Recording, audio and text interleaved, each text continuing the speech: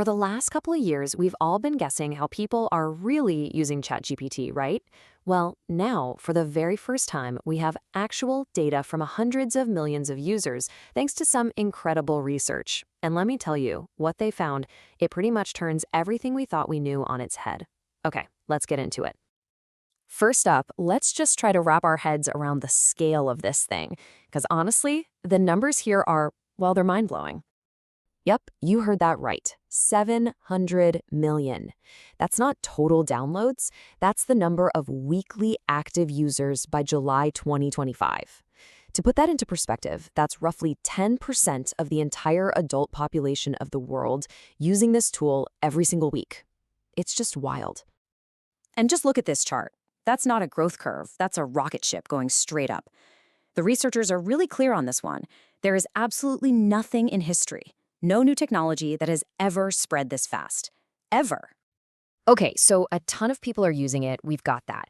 But the billion-dollar question is, what on earth are they all doing with it?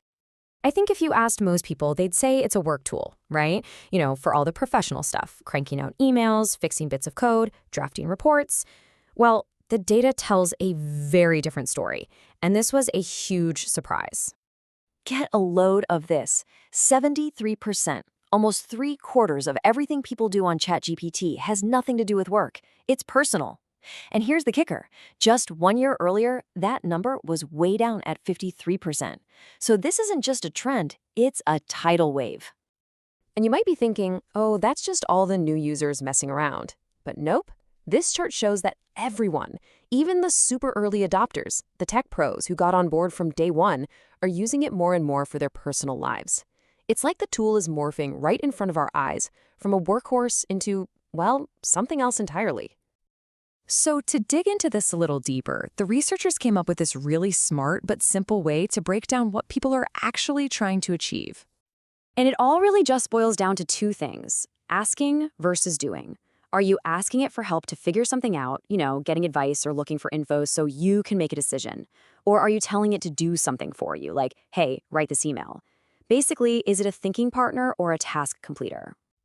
And these two charts lay it all out perfectly. On the left, you see that for everybody all mixed together, asking is the big winner. People want guidance, they want information. But then, look at the chart on the right. The moment you filter for just work-related stuff, damn, it completely flips. Doing takes over, and writing specifically just dominates the chart, making up almost 56% of all messages at work. So when you zoom out, it turns out that nearly 80% of everything people do on ChatGPT falls into just these three buckets. They're getting practical advice, they're looking up facts, and they're getting help writing. It's this bizarre new hybrid of a life coach, a search engine, and a ghostwriter, all rolled into one. So with this explosion of users, what does the average user even look like anymore? Well, the user base is getting way more diverse, and in some ways that nobody really expected. Check this out. In the beginning, it was a pretty classic tech story, mostly guys. But fast forward to mid-2025, and that gender gap is gone. Poof. In fact, by June, there were slightly more weekly users with typically feminine names than masculine names. How about that for a shift?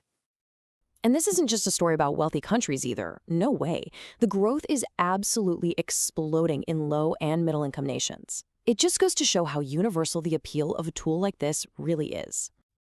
And what about age? Well, this number says it all. 46%. That is the share of all messages sent by adult users under the age of 26. So think about that. The younger generation isn't just adopting this technology, they are the engine driving its incredible growth. Okay, so this all leads to a really crucial question. If so much of the use is personal, what's the actual economic value? When people are on the clock, what's it really worth to a business? And this chart gives us a huge clue. At work, it's not really being used like a robot to just automate boring tasks. It's more like a partner for your brain. The top activities are all about knowledge work, getting information, wrestling with tough problems, and brainstorming new ideas. And that brings us right to the researchers' main conclusion. The real value of ChatGPT in the workplace isn't just the stuff it spits out. It's that it helps people make better decisions. It's not about replacing the human. It's about supercharging how the human thinks. Which leaves us with this one final, really provocative question. What if we've been looking at the whole productivity thing all wrong? Maybe the biggest impact, the true revolution of AI, isn't about what it does for us, but how it fundamentally helps us think better. Now, that could change everything.